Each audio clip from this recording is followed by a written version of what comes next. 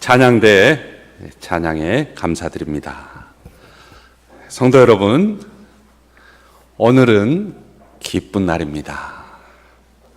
오늘은 어린이에서 어른에 이르기까지 온 교인이 한자리에서 예배드리고 왕지초등학교 체육관으로 자리를 옮겨 전교인 한마음으로 모이는 날이기 때문에 더욱더 기쁜 날입니다. 오늘 하나님께서 순하고 맑고 아름다운 날씨도 허락해 주셨습니다. 우리 하나님 감사합니다 한번 해봅시다. 하나님 감사합니다. 한 번 더 하나님 사랑합니다. 하나님 사랑합니다. 네, 행복하고 충만한 날 되시기를 축복합니다. 우리 앞뒤 양옆에 있는 분들과 인사하겠는데요.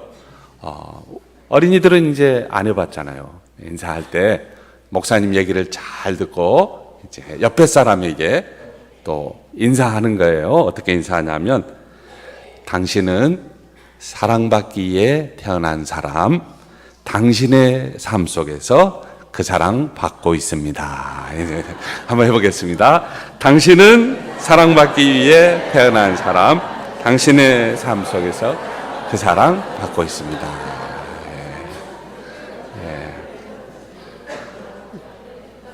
자, 이제 들어오신 분들은 앞자리에 오셔도 괜찮습니다. 앞자리에 오셔도 괜찮습니다. 지난 16일 어느 목사님이 새벽 기도회를 마치고 교회 어린이가 카톡으로 사진 한 장을 보냈어요. 우리 그 사진 한번 봐볼까요? 이 사진 좀 보이십니까? 네, 희미하게 보이죠?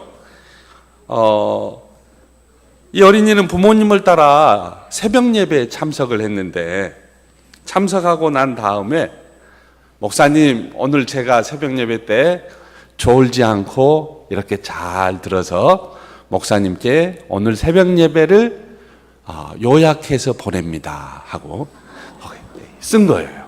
어린이가 새벽 예배 갔다 와서 뭐라고 썼냐면, 제목이 주 안에 우리는 한 가족, 이렇게 제목을 쓴 다음에 내용을 보면, 가족은 함께 있는 사람을 말하고, 부모가 있어도 다른 삼촌, 이모가 교회에서 가족이 되어줍니다.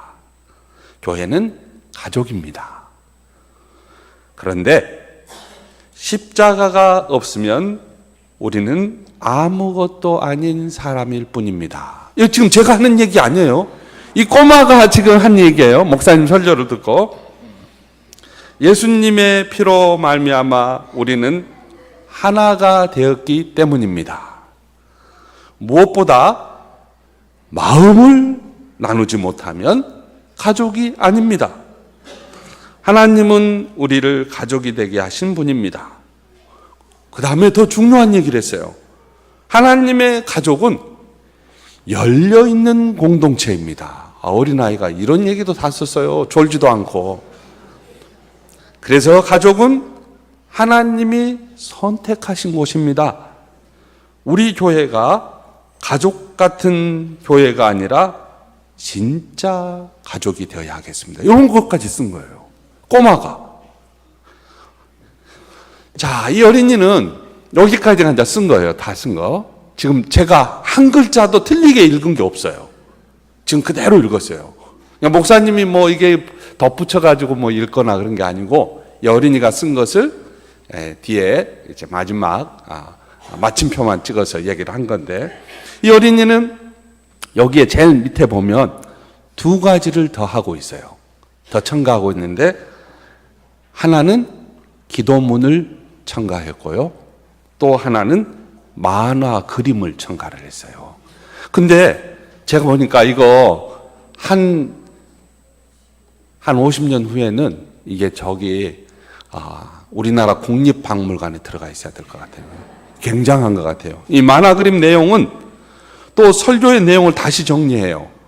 왼쪽 그림은요, 예수님 안에서 우리는 한 가족 해놓고 거기에다가 목사님도 그리고 장로님도 계시고 집사님도 계시고 권사님도 계시고 성도님도 계시고 언니, 형아, 동생도 있어요. 그리고 가족은 따뜻합니다 해놓고 그 밑에다가 조그만 걸로 헤헤 이런 것까지 해요. 헤헤. 이게 왼쪽 그림이에요. 그 다음에 오른쪽 그림은 영차라는 말이에요. 영차 서로 도와주는 교회, 아름다운 교회가 되자고 약속하는 그림이에요. 이게 지금 어린이가. 그리고 기도의 내용은 이렇습니다. 우리가 예수님 안에서 마음이 따뜻하고 서로 도와주고 이 비록은 제가 넣은 거예요. 이 비록 떨어져 살지만은 한 가족이 될 수 있게 도와주세요. 예수님 이름으로 기도합니다. 아멘. 어린이가 이렇게 보냈어요. 새벽 예배 때 부모님 따라와서 집에 가서 밥 먹기 전에 이거 그려가지고 목사님 카톡으로 보낸 거예요. 야, 이 목사님이 페이스북에 이걸 올려갖고 얼마나 자랑을 하는지, 정말 여기 계신 분들도 이 한 장의 사진을 보고 느낀 점이 많으실 거예요. 청명하고 사랑받는 어린이가 목사님의 말씀을 잘 정리해 주었습니다.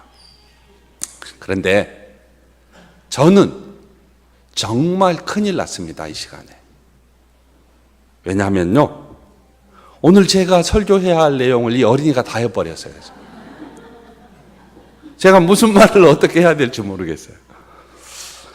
자, 그래서 오늘 성경 말씀을 자막으로 한번 다시 바꿔서 한번 읽어봅시다. 자, 여기 이 내용을 바꿔서, 그러니까 이제 목사님이 이건 사역을 한 거예요. 그러니까 성경 말씀을 원문도 보고 다른 성경도 보고 그래서 제가 사역을 한 건데 우리 한번 읽어볼까요? 무엇이 이보다 더 즐거울까? 어디가 이보다 더 아름다울까? 형제 자매 오순도순 함께 모여 아껴주며 사는 곳, 머리에 바른 보배로운 기름이 아론의 머리에서 수염을 타고 흘러서 그 옷깃까지 적시는 듯하구나. 헐몬산의 이슬이 시온산 줄기를 타고 굽이굽이 내리는 이슬 같구나. 이곳은 하나님께서 복을 내리시는 곳, 그 복은 영원히 죽지 않는 영생이로다. 네, 이렇게 오늘의 성경 말씀을 이제 제가 바꿔봤어요.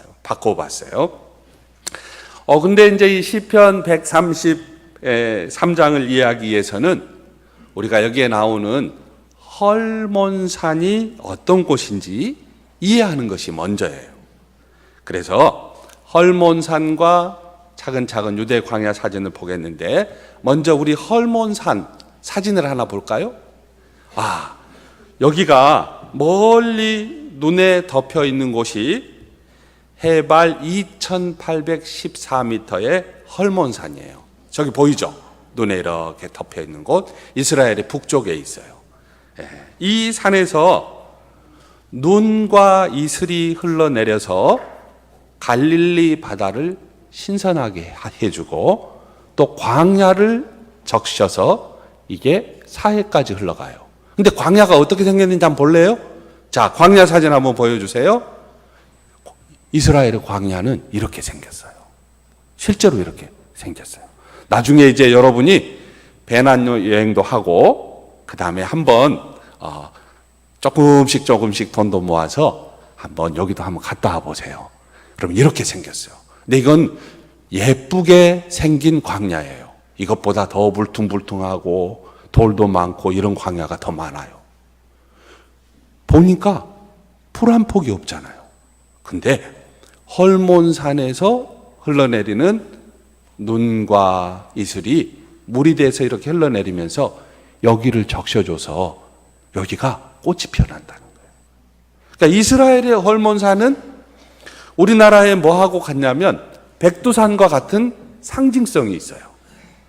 그래서 헐몬산이 좀 높이 있기 때문에 그 헐몬산 주위에 있는 공기들이 있을 거 아니에요. 이 공기들이 냉각이 돼요.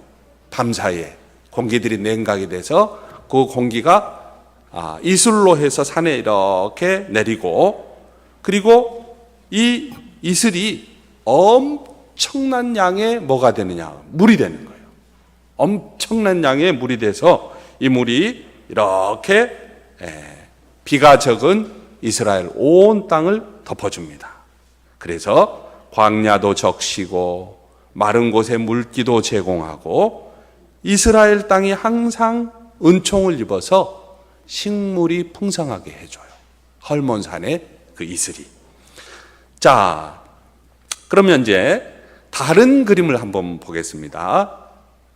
다른 그림, 5번 그림입니다. 이제 이 5번 그림을 보면서 목사님 얘기를 듣겠습니다. 시편 133장에는